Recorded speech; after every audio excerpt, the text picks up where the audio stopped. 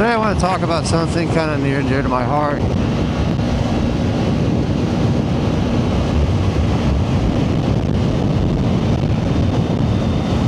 And how I got into motorcycling.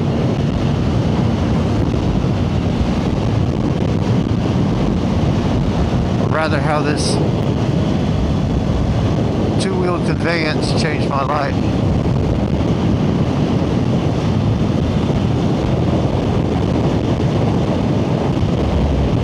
And we'll get into it, provided that the wind doesn't blow me off the road here. See you guys in a sec.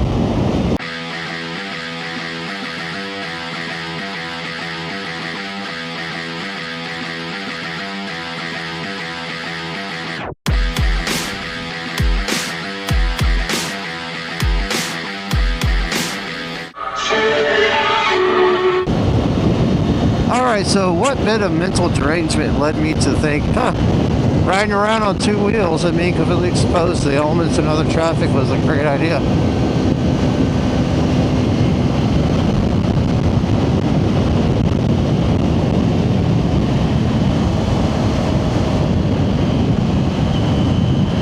Started back, 2005 or so. I was newly married, and the wife and I had just moved into an apartment complex in Arlington, Texas. And one of our neighbors, 18-year-old kid, pulled up one day in a brand new GSX-R 600.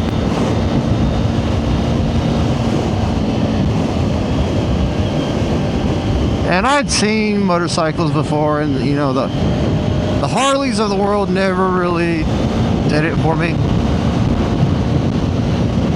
But that Gixxer, the sound, the lines, the way it looked like it was breaking the sound barrier, just sitting still, that's when the bug bit me. And I spent the next 20 or some odd years trying to get to it, and just life just kept throwing curveballs at me. One major curveball was the fact that for most of my life I've been obese. I mean, I'm not going to sugarcoat it. I've been fat most of my life. At my heaviest, and this was about 4 or 5 years ago, I was tipping the scales around 360 pounds. And it was just one of those things of, oh yeah, I'll get a bike. I just need to lose some weight first. Well,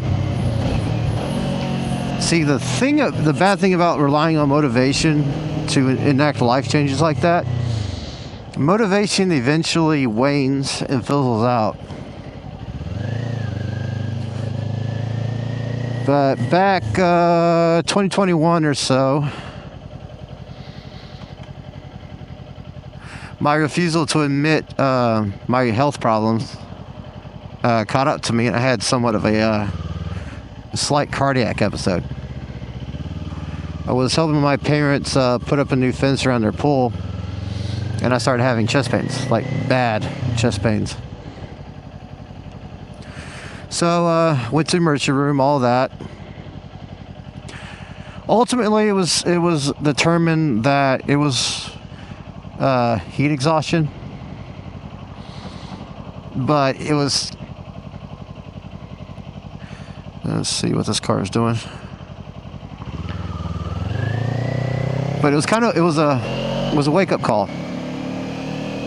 And also about that time I learned that my ex-wife had also died,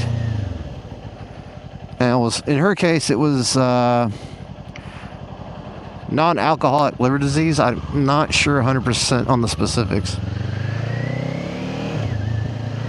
And that was a case of, you know, we didn't work out mainly because just incompatibility. And, you know, love was never the problem. So anyway, I had a bunch of really life-changing things happen right about there.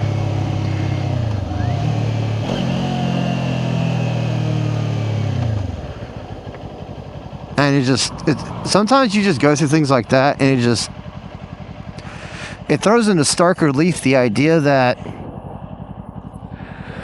our time on this mortal coil is limited. And at this point, assuming a lifespan of about 80 years, I've already burned through half of it. So it's kind of one of those things where if there are things I intend to do, or moreover, if I intend to live long enough to do any of those things, shit's got to change. It was time to fish or cut bait, as they say. So I had some money saved up, and I went down to my local Kawasaki dealer and put a deposit down on a 2022 Ninja 400. And shortly after that, I started taking my health seriously.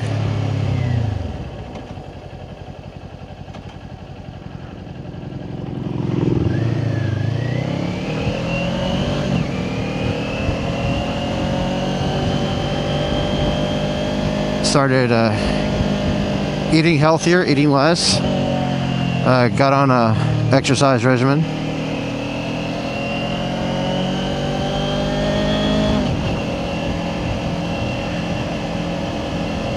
And that's the way I've been living for the last 2 years. In that time, I've dropped nearly 160 pounds. Still got a bit of ways to go there. But greatly improved my health. So in a lot of ways, pursuing motorcycling provided the impetus to get my shit together, health-wise.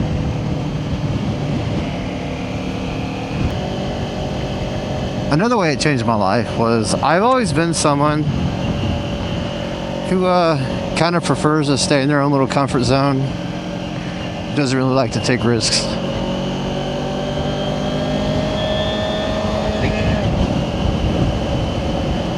And riding motorcycles changed that.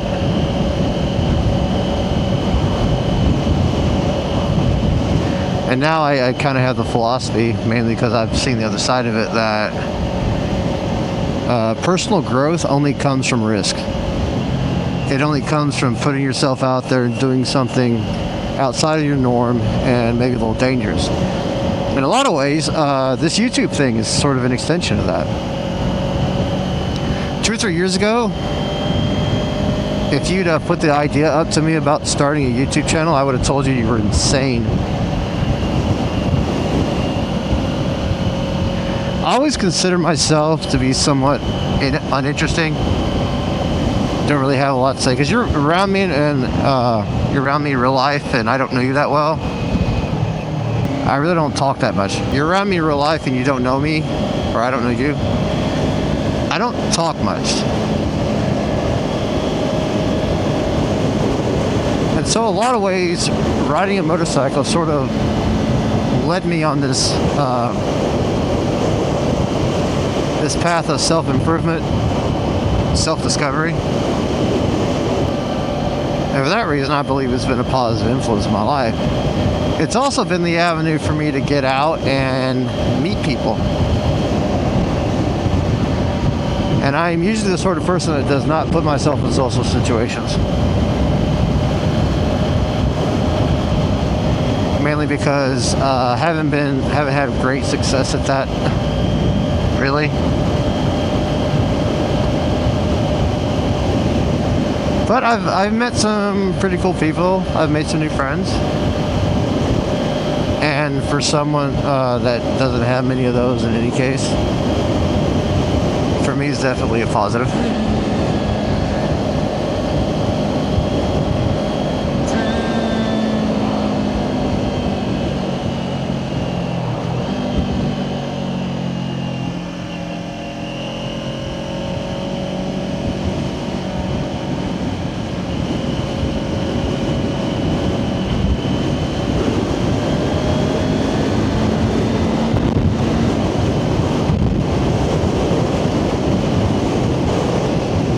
What the hell is this? That's a great place to park.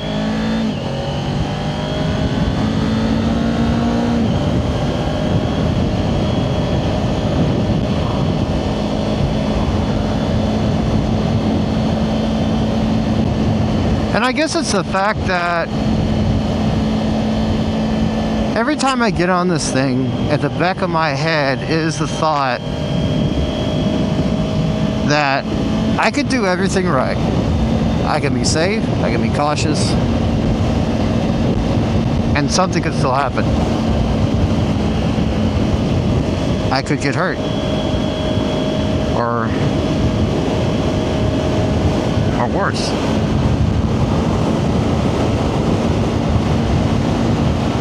I mean, because good, bad, or ill, and it's something a lot of people in the motorcycling community don't like to talk about, is the fact that every time we get on one of these, no matter what it is,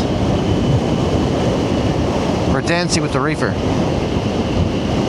And so that in itself is just kind of giving me a whole new appreciation for life. And it's changed how I interact with people, how I treat people. It's kind of made me a kinder, more considerate person.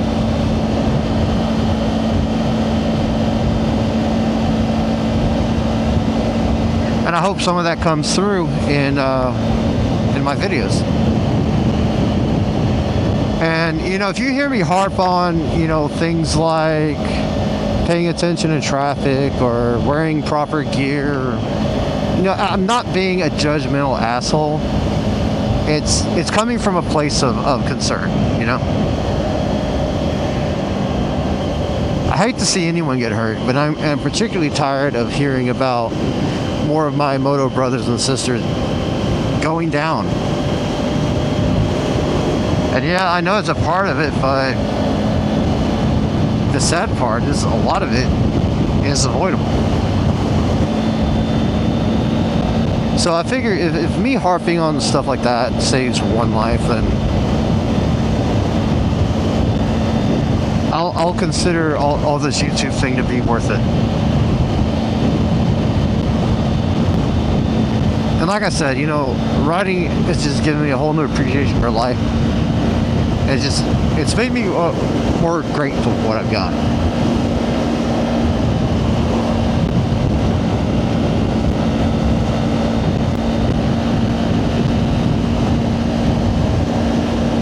I mean, it's somewhat in human nature to be avaricious, to want what you don't have and take what you do have for granted.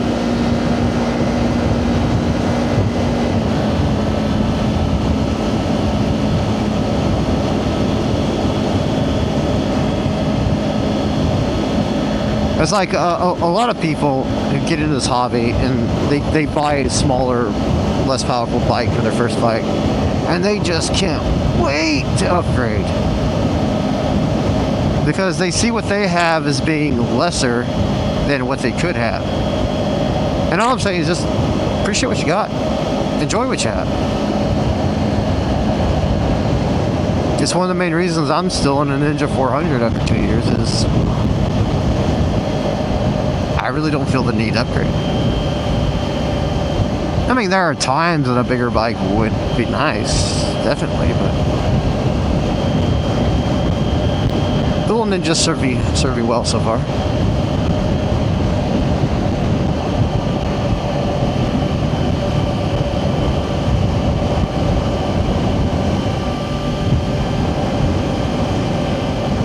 So anyway, that's kind of my story about why I got into this and what led me to where we are right now. So if you ride, how's motorcycling changed your life? Let me know down below.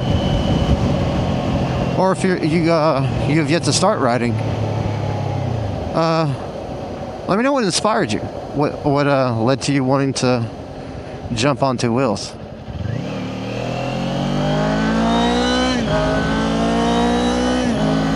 I take time to answer all my comments, and I'm grateful for anyone who chooses to take time out of their day to interact with me, even if it's just to talk shit. Well, anyway, that's been my 2 cents. I hope everyone has a wonderful day. This is Chain Reaction, out.